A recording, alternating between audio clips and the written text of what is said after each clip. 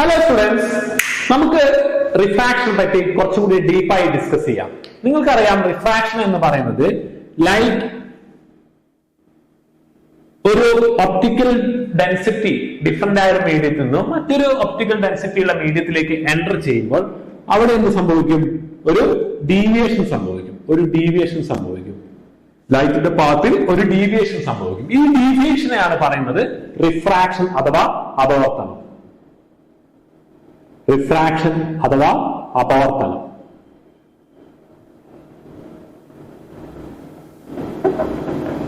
Refraction അഥവാ അപവർത്തനം. So light ഒരു മീഡിയത്തിൽ നിന്ന് വേറെ മീഡിയത്തിലേക്ക് എൻ്റർ ചെയ്യുമ്പോൾ അതിന്റെ പാത്തിൽ ഒരു ഡീവിയേഷൻ സംഭവിക്കും. ഇതാണ് ഡീവിയേഷൻ. ലൈറ്റ് ശരിക്കും ഈ ഒരു പാത്തിലൂടെ കടന്നു പോകേണ്ടതാണ്. അതിന് പകരം ലൈറ്റ് എന്ത് ചെയ്യുന്നു? മറ്റൊരു പാത്ത് ചൂസ് ചെയ്യുന്നു. ഒരു ഡീവിയേറ്റഡ് ആയ മറ്റൊരു പാത്തിലൂടെ ട്രാവൽ ചെയ്യുന്നു. സോ ഇതിനെയാണ് റിഫ്രാക്ഷൻ എന്ന് പറയുന്നത്. സോ ഈ മീഡിയം വാക്വം ആണെന്ന് കരുതുക. ഈ മീഡിയം ഗ്ലാസ് ആണെന്ന് കരുതുക. So when light enters from vacuum to glass, a deviation will happen. That deviation is called refraction. The refraction എന്താണ് എന്ന കാര്യം ഓൾറെഡി നമ്മൾ നമ്മുടെ ചാനലിൽ ഡിസ്കസ് ചെയ്തിട്ടുണ്ട്. സോ ഇതിന്റെ ഒരു ബേസിക്സ് ഒന്നും കൂടി റീഫ്രഷ് ചെയ്തതാണ്. ഓക്കെ, സോ ഇന്ന് നമ്മൾ ഇവിടെ ഇപ്പം ഡിസ്കസ് ചെയ്യാൻ പോകുന്നത് ലൈറ്റ് എയറിൽ നിന്നും ഗ്ലാസിലേക്ക് എൻ്റർ ചെയ്യുകയാണ്.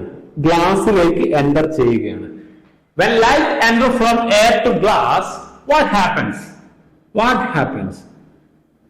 Refraction will happen or deviation will happen. Refraction happen ചെയ്യും. refraction സംഭവിക്കും.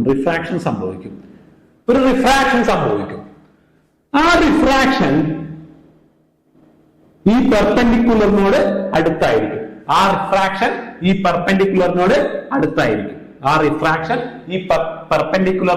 വളരെ അടുത്തായിരിക്കും.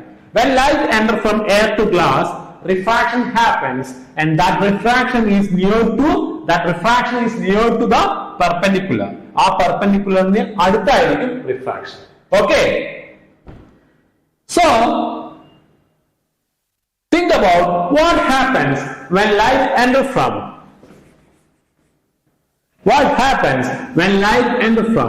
glass to air. When light enters from glass to air, ഗ്ലാസിൽ നിന്നും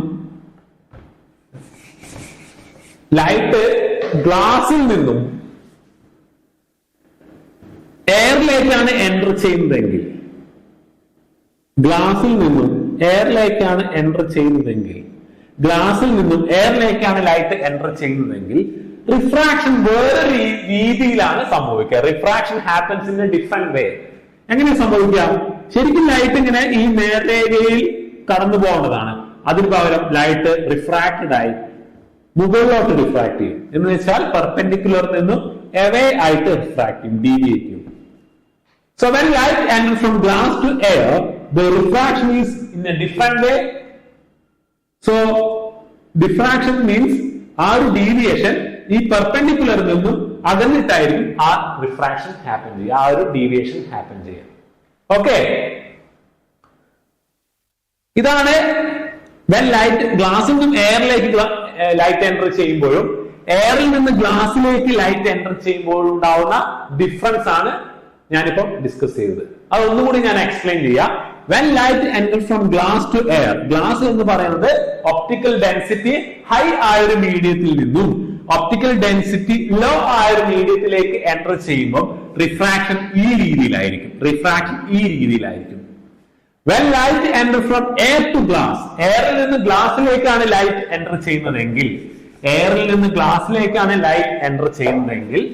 റിഫ്രാക്ഷൻ മറ്റൊരു രീതിയിലായിരിക്കും. When light enters from air to glass, refraction is in a different way.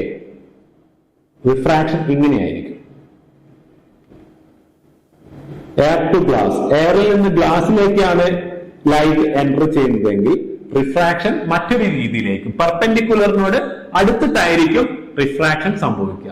The refraction happens, the deviation happens near to this light ray path is near to the deviation is near to this perpendicular. ഈ പെർപെൻഡിക്കുലറിന് nearer ആയിട്ടായിരിക്കും ഈ deviation. So ആ two differences ശരിക്കും നിങ്ങൾ മനസ്സിലാക്കണം. ആ two differences ശരിക്കും നിങ്ങൾ മനസ്സിലാക്കണം. ഓക്കെ, അതാണ് ഇവരുടെ പ്രധാനപ്പെട്ട ഡിഫറൻസ്. റിഫ്രാക്ഷനിലുള്ള ആ ഒരു ഡിഫറൻസ് അങ്ങനെയാണ്. എന്തുകൊണ്ടാണ്? എയർ എന്ന് പറയുന്നത് ഒപ്റ്റിക്കൽ ഡെൻസിറ്റി കുറഞ്ഞൊരു മീഡിയമാണ്, ഗ്ലാസ് ഒപ്റ്റിക്കൽ ഡെൻസിറ്റി കൂടിയൊരു മീഡിയമാണ്. ഒരു ഒപ്റ്റിക്കൽ ഡെൻസിറ്റി കുറഞ്ഞ മീഡിയത്തിൽ നിന്ന് കൂടിയ മീഡിയത്തിലേക്ക് എൻറ്റർ ചെയ്യുമ്പോൾ റിഫ്രാക്ഷൻ ഈ രീതിയിലാണ് സംഭവിക്കുന്നത്. അപ്പൊ ആ ഒരു കോൺസെപ്റ്റ് ക്ലിയർ ആയെന്ന് വിശ്വസിക്കുന്നു. ഈ ഒരു കോൺസെപ്റ്റ് വളരെ ക്ലിയർ ആയാൽ മാത്രമേ നമുക്ക് ലെൻസിന്റെ വർക്കിംഗ് മനസ്സിലാവുള്ളൂ. ലെൻസിന്റെ വർക്കിംഗ് കൃത്യമായി മനസ്സിലാക്കണമെങ്കിൽ ഈ ഒരു കോൺസെപ്റ്റ് വളരെ ക്ലിയർ ആയിരിക്കണം. അപ്പൊ ഈ ഒരു സെഷൻ ഇവിടെ അവസാനിച്ചിരിക്കുന്നു. ഇനി മറ്റൊരു കോൺസെപ്റ്റുമായി നമുക്ക് അടുത്ത സെഷനിൽ കാണാം. Thank you.